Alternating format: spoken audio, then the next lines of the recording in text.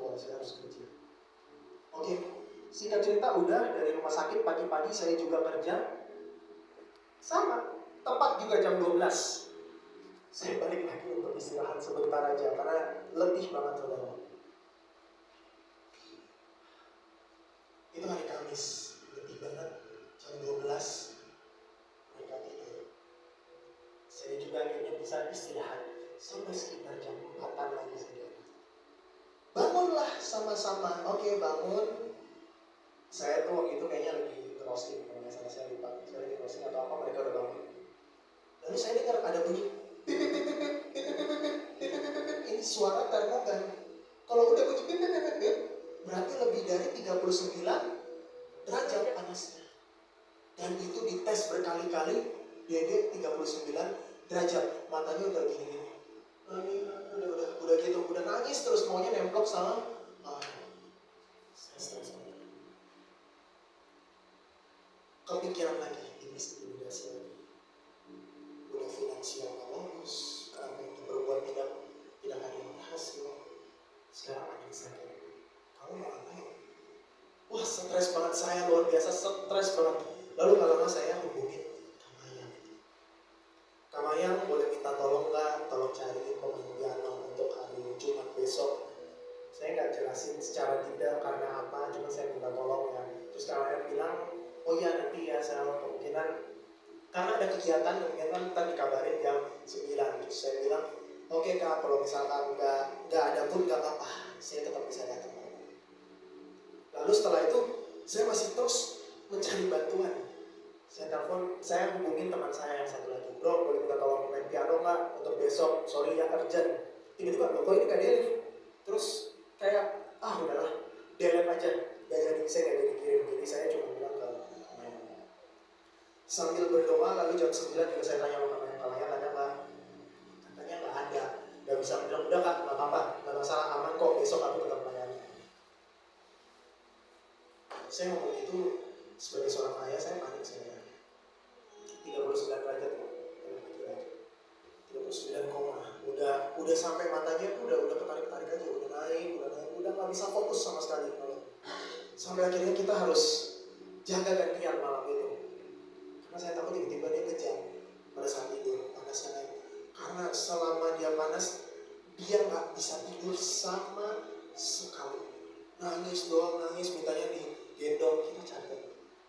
Tapi ya udah nggak apa-apa. Yang besok ke rumah sakit ya sama mama. Sebelum ke rumah sakit, dokter tadi pagi itu ngomong, ini masih nggak tahu infeksinya apa. Kemungkinan besar ISK, infeksi saluran kemih. Saya cuma mikir, ISK anak sekecil itu, ISK itu gimana? Stres banget, pusing banget saya. Ya udah, tetap saya jalan pergi ke PD sama bapak mama saya. Mungkin kalau ada yang sadar pada saat itu jam 10 pagi, saya duduk di kursi tengah menghadap ke sana dengan tatapan kosong. Saya udah berdoa sama Tuhan, saya percaya kok aman. Tapi kita kan manusia sebenarnya. Tetap ada rasa khawatir, ya kan? Pada saat udah mau mulai pelayanan, Michelle ngabarin, ya ini nggak tahu infeksinya beneran apa. Jadi dokter suruh ambil darah. Saya udah mikir, apalagi Tuhan, apalagi ambil darahnya. Ya udah, saya nggak mau jadi mengacaukan pelayanan saya tetap fokus pelayanan sampai selesai pelayanan, sampai selesai PD. Saya berpikir, puji Tuhan pasti Nona sembuh. Ternyata hasilnya baru keluar jam 1:30 siang. Lalu saya buru-buru sama papa saya bilang, ayo kita jemput Nona yuk. Kita jemput di belakang mall Kelapa Gading. Lalu melihat dia lagi tidur, terus mampirlah ke rumah mama papa saya. Pas mampir ke rumah mama saya, dia bangun udah duduk di tempat tidur, lalu udah main, udah merangkak. Saya, ini habis 39 derajat loh. Habis 39 derajat kok udah lari-lari gitu, udah gitu dia. Udah manggil. Dia kamu udah sembuh. Udah turun dari kasur sendiri. Terus kita pegangin, itu dia jalan. Dia sembuh. Ya terus, iman kita kan tetap harus kuat ya. Sembuh, pasti sembuh dalam nama Yesus. Maka saya juga doain dia, pasti sembuh. Lalu keluar nih hasil tes darahnya. Mau tahu apa?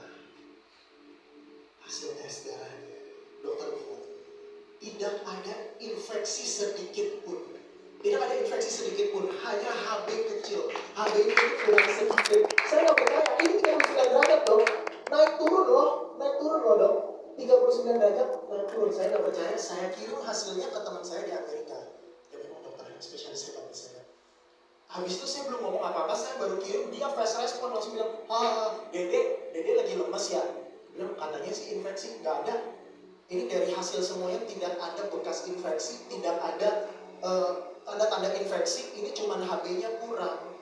Itu makanya dia lagi lemas, zat besinya kurang. Aku bilang, oh iya lagi dikasih vitamin zat besi, ngapain, gak usah, kasih aja makan daging. Ini cuma pas kebetulan lagi kurang, mungkin dia lagi nggak makan. Betul, dia lagi nggak makan, karena pada saat sakit dia mau makan sama sekali. Luar biasa kan saudara? Nggak sampai di sini. Saya cuma bayangin kalau pada saat itu saya tidak layanan, mungkin tidak sakit. Belum sampai di situ. Tetap saya tak intimidasi. Lu cuma digunain doang kemarin itu bolak-balik buat deal mereka yang lebih gede. Jadi saya ini cuma dimanfaatin. Pada saat saya ambil pekerjaan trial di luar kota itu, saya cuma pikir, udahlah, bodo amat. Dia udah sembuh, mujizat terbaik dari Tuhan. Besoknya hari Sabtu kan puasa. Ada kan? Dede kan udah lari-lari. Itu kemarin habis 39 derajat saudara. Yang hari Sabtu puasa Dede ikut. Lalu hari Minggu full day ikut. Sembuh. Sampai hari ini dia gak ada sakit. Gak ada sakit sama sekali. Dan yang lebih dahsyatnya lagi. Hari Senin. Tepat Senin kemarin. Awal minggu. Buat saya ngomong, ada surat tuh di atas meja. Surat apa? Aku nggak ada pesan apa-apa. Ada surat buat pohon namanya buat. Oh iya, tapi nggak ada tulisannya dari mana gitu kan. Saya buka surat kuning. Ini apa ya surat kuning? Saya bawa ke kamar kan. Oke, buka. Ya ada 2 rangka di klip soalnya kan. Pada saat kita buka surat perjanjian MOU yang ditangani oleh ownernya langsung dengan GM, dan itu ditandatangani untuk jangka waktu 1 tahun dan berkelanjutan secara otomatis. Tuhan dahsyat. Itu buat saya. Maka terjadilah firman ini. Karena di hari yang sama Tuhan bilang, Fixal bikin firman. Makanya kenapa saya share PPT di awal. Karena firman aja di awal. Saya bilang, Tuhan nanti dulu kan masih awal minggu. Saya biasa tuh bikin kalau nggak hari Kamis, hari Jumat. Enggak, bikin firman. Ternyata apa? Tuhan suruh saya bikin firman apa? Tentang Yosafat ini. Kenapa? Dari kesaksian saya baru menyadari, Tuhan kasih saya berada di medan berperang. Peperangan itu bukan untuk menghancurkan saya, untuk mengubah cara lari saya. Kalau misalkan saudara sekarang ada dalam medan peperangan, itu Tuhan izinkan supaya mengubah cara lari saudara. Jangan lari ke tempat lain, lari ke Tuhan. Ada amin? Amin.